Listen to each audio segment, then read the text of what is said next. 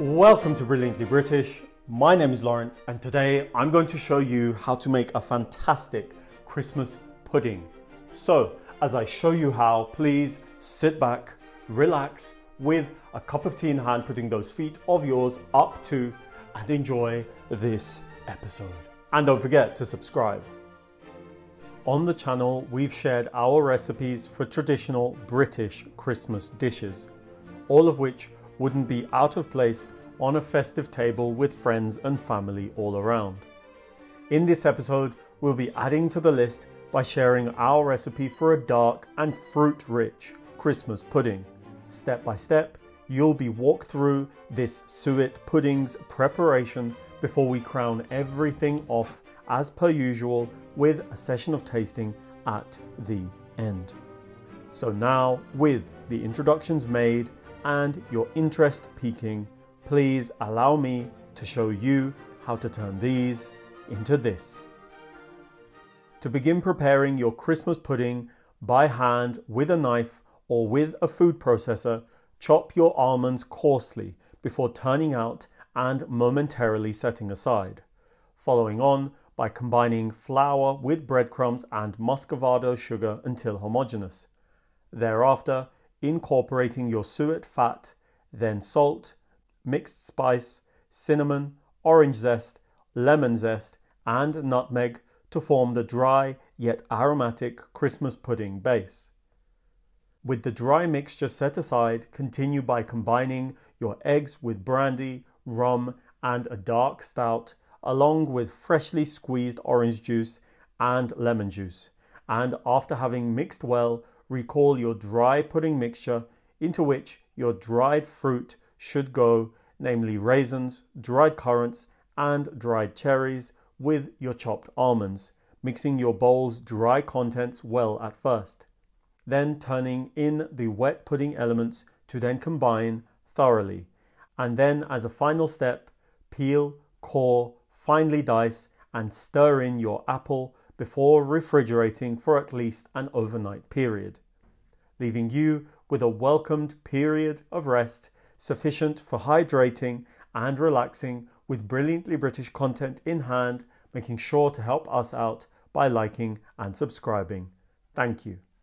The following day, the pudding mix should have the following fruit-rich and sloppy appearance and texture. Otherwise, loosen with more brandy, rum, and or stout.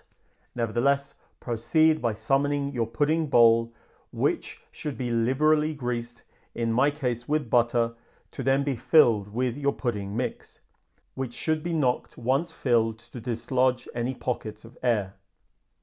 With the pudding bowl set aside, double pleat fold grease-proof paper, with the folds being perpendicular to one another, and then laying the sheet atop the bowl. Moreover, then topped with a double pleat folded sheet of foil, contoured to properly cover the bowl. To secure the sheet, a double lasso was made after having doubled up my string by loosely double knotting, before positioning, which may be fiddly at first, and then carefully securing by tightly fastening the knot. With the binding being completed by stringing together a handle made by threading through any excess string through the opposite side of the bowl, until satisfied with the length of the handle, following on by trimming away excess string, with the trailing string being double knotted in order to secure the handle and complete the binding process. Complete your preparatory steps by trimming away any excess foil and paper before lowering into a pot of boiling water, containing a support rack or a ring of crushed foil to support your bowl. Then covering with a lid and leaving to simmer under a lid for a full 8 hours. Time that we recommend should be spent binge watching our varied Brilliantly British episodes with a cup of tea in hand, making sure to help us out by liking and subscribing. Thank you. As the pudding steams, be sure to maintain the water level, with the waterline being kept at the bowl's midriff on a continuous boil. Once ready, carefully remove and allow to rest for 10 to 15 minutes or allow it to cool completely, storing it thereafter in a cool, dark place for up to a year. Bearing in mind the The reheating instructions will be in the description of this episode. To serve the pudding, overturn the bowl and allow gravity to do its work before revealing, and then dousing it in inflamed brandy. Then, with a bowl prepared, slice and drizzle with simple double or single cream to perfect this dish. And so now, with a delicious Christmas pudding made and your interest peaking, I think it's high time for tasting, tasting, tasting. Are you ready? Are you steady? 3, 2, 1.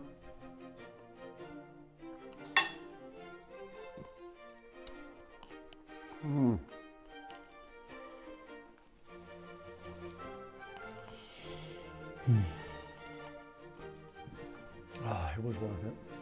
100% worth the time and effort. It's still delivering on flavor. There are so many complex elements in this thing.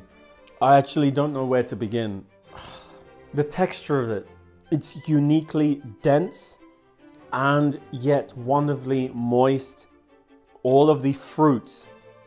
This pudding, I must mention, is pretty much fruit held together with a pinch of flour and breadcrumbs.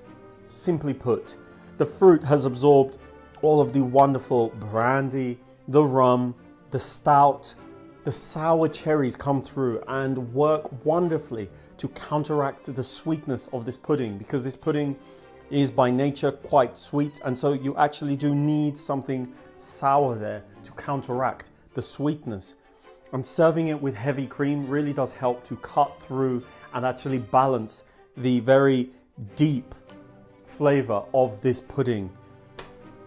It's something that most people will have once a year for the very special Christmas occasion. Rightly so, because honestly, it's stunning. It's fantastic. It's a spectacular dessert that you can just put on the table that will wow your guests, your friends, your family members. So look, with all of that being said, please go out, get the ingredients, please, and make yourselves a Christmas pudding akin to this one here in front of me, because as we both know, it will be 100% worth it. Please, please, please make yourselves a Christmas pudding, please. Thank you all for allowing me to show you how to make this brilliantly British Christmas pudding. Knowing that you loved this episode, don't forget to click on the like button, the subscribe button, and the notification button so that you don't miss any of our new releases. Tell everyone, and I mean everyone, that you know about the brilliantly British food on this channel, and follow us on all of the social media platforms that this channel is on, and I will see you